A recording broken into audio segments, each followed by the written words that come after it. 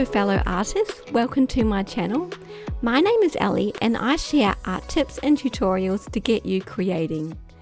Today we'll be discussing 5 interesting ways you can use watercolor brush pens. For each idea, I will suggest an option suitable for beginners and secondly an advanced option once you are familiar with using the brush pens. I have also included the timestamps in the description below if you would like to skip through to each tutorial.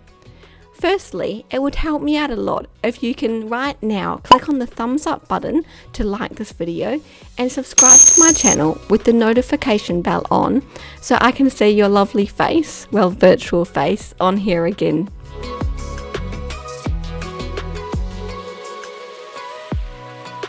To begin very quickly, let us discuss what are watercolor brush pens. Essentially, they are pens made using ink that is water soluble. This means that you can add water to get varying effects, just like you do with watercolor paint. The pens are quite similar to markers, but they have a very fine tip which is quite soft and easy to move around on your page to create fine lines. Pressing down a bit more firmly also allows you to get thicker lines. There are many benefits to using these brush pens.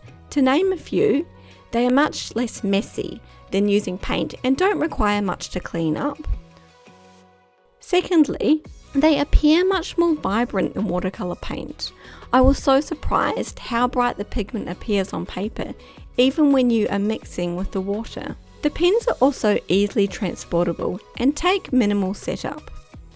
Another great feature is that you don't actually have to use water with them.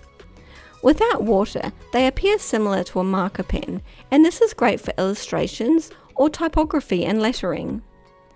A main setback to consider is that they can be fairly expensive depending on the brand that you choose.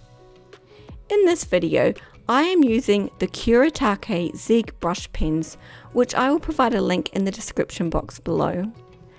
I have found this product brilliant to work with as it feels really high quality and it comes with a wide range of colours.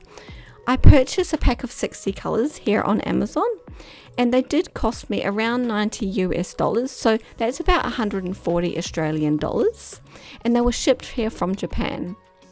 If this is too expensive for you, there are quite a few much cheaper brands.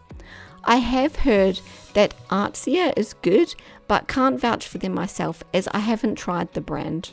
I will also be using a water brush pen in some of the examples, as well as plain old but effective paintbrush and water.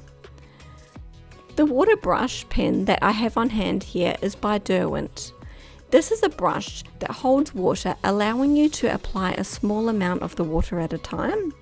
You could instead use a very small watercolor paintbrush with water as well. These and also the paper that I'm using I've also linked in the description box below. Now let's get creating. So number 1 is to use them as an outline of your design and the water as the gradient wash. This is a great way to start as a beginner. Start off by using one colour. It is your water that dilutes the colour hue to enable you to get many variations. One line of this ink goes a long way, so draw a fairly thin outline around the section you want to cover. Here I'm using this technique on the leaves of a small flower artwork that I've drawn in fineliner. Notice that my line is also a little bit away from the outline of my drawing. This is because the ink will tend to bleed out slightly and I don't want it to go over the lines. To apply the water, I am gently applying my water pen in the same direction that I've applied the green ink.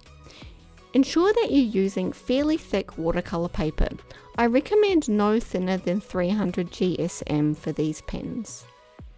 You also need to be careful to not rub your water pen too much into the paper as it will begin to pull the fibres of the paper away. Secondly, you can try to add a variety of colours onto your outline. You do this by simply applying your first colour as we just did and then your second close by. Ensure that your colours are fairly similar so you aren't mixing a murky brown or overpowering the lighter colour. unless this is your intention, of course. Use your water to drag the colours, but again following the same direction as your pen lines and the shape of your object, which depends on your drawing.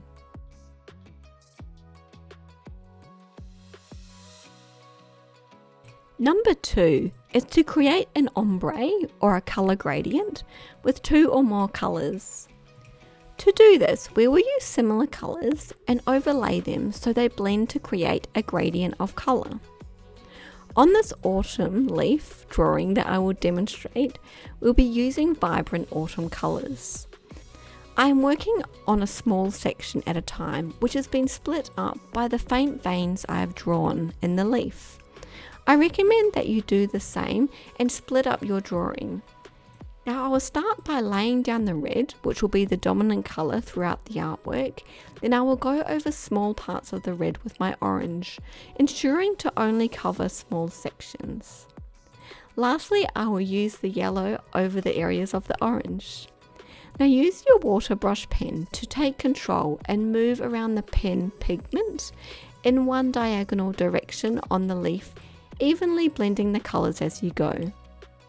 But ensure that you're using enough water to pull enough pigment from the paper to create a blend. Continue this for each section of your leaf and for the whole artwork until you're satisfied with the blend. Idea number 3 is you can draw and paint simple flowers using only one colour. This can be done simply by drawing some quick curved lines with the side of your brush tip in a circular shape. Drawing these, ensure that you're working from the inside out, and when you apply the water, draw the pigment away from the section you have drawn towards the closest outer petal, where your brush still follows the circular direction. I recommend keeping some small gaps in between the petals so that you can see the white paper through your design. This acts as the highlights in your design. Once you've practiced these, you could create one without gaps and see if you like the effect, as you still have the colour gradient with your colour. You can also mix this up by using different coloured pens throughout your rose or whatever flower that you're choosing to draw. Also try blending the colour within it with minimal sections of the white page showing. If you have some watercolour paper that's a different colour, you could also try experimenting with that. This will change the appearance of the paint pigment that you're using and give a different aesthetic effect with the paper showing through as a coloured highlight. Idea number 4 is to use these pens as a coloured background for line artworks. Here you can keep it simple by just choosing a couple of colours to blend, or you could use quite a few. I'm going to change it up by not overly mixing my colours together, and I will use 3 colours. Here I'm using dark pink, scarlet red and orange. This time I'm creating a background. I want to cover a larger area, therefore I'll need to use the side of my marker. It is much thicker, and so I can cover larger sections quicker. I also want to create more of a textured appearance to my background, so I'm dabbing my pen gently instead of the strokes back and forth. Using your water, I recommend using a larger paintbrush and water in a jar, just because of the paper size. Use a small amount of water and apply the dabbing motion with your brush to spread the ink. You want to move the ink around quite a lot, more than before, so continue the dabbing motion for quite a while. When you get to another colour, blend them together with the water, a little but not too much. A fine liner design over the top will assist to bring them together as a whole composition. If you want to make this more detailed, you could create your own stencil using a piece of white paper. Do this by drawing or cutting a pattern of repeated shapes. The shapes will be your negative space. Ensure that they have some positive space surrounding them, and cut out the shapes and lay your stencil down onto the page before applying the background with the markers. The more intricate your stencil is, the more detail and interest you will draw to the background. So consider your creative decisions before starting, whether you want the viewer to be drawn to the subject matter itself in the foreground or the design you are creating here in the background. The final way you can use these watercolor brush pens is to create hand-drawn and professional-looking typography or lettering. Select a text type that you'd like to use. As a beginner, it may help to have an image or text type on hand for reference. Please don't feel like you need to suddenly be able to draw text from your own imagination. In this case, I'm using one called Livermore Script. If it helps to draw a quick outline with a light pencil, which here I'm using an H pencil, then do so and use a ruler to keep your text straight. Now quickly brush your pen down and around the outline of the text. It doesn't need to be filled in, as the water will help us with that. Use your water pen, or in this case I'm using a small paintbrush with some water, to spread your ink and fill up the text area. Remember to erase your pencil before painting as well, leaving your outline letter quite light, especially if they're using a lighter coloured brush pen. Now to shake this up and make it more interesting, once you have mastered one colour, move on to using 2 or more colours to create a tonal effect or ombre with your text. To do this, I have selected 3 colours: turquoise green, May green and light blue. I want the colour gradient to begin with the turquoise green and end with the light blue and run horizontally down my letters. Use the turquoise green to draw the top outline of each letter until you get to about 1/3 down. If you need to draw a faint horizontal line, so your letters are in thirds, then do so the colours blend together on the same level for each letter. Use the May green to continue on for another third, ensuring you overlap onto a very small section of the turquoise green. Then do the same for the light blue. Be careful not to stain the ends of your brush pens and use a tissue or paper towel to wipe off any pigment from the other colour. When colouring, notice how I am only going over one side of the letter. We don't want to put too much ink down because the water will cause it to turn into a murky, colourful mess. It also may help to begin with completing each letter at one time until you are familiar with the process and how your pens blend together.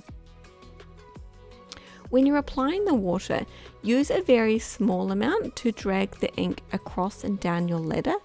Keep working your way down, ensuring you press a little harder to effectively blend the overlapping colours together. Wipe your brush once you've finished with the colour so it doesn't drag into the next one. Finish off all of the letters. If you do add too much water, don't worry, just use a tissue to soak it up and keep going. Well, that's it for now, but I hope you got some fantastic ideas that will encourage you to start or continue creating with watercolor brush pens. Please rewatch this video if you would like to follow along with any of the 5 ideas. And remember to like this video and subscribe for more art tips and tutorials to get you creating. I look forward to seeing you again. Take care.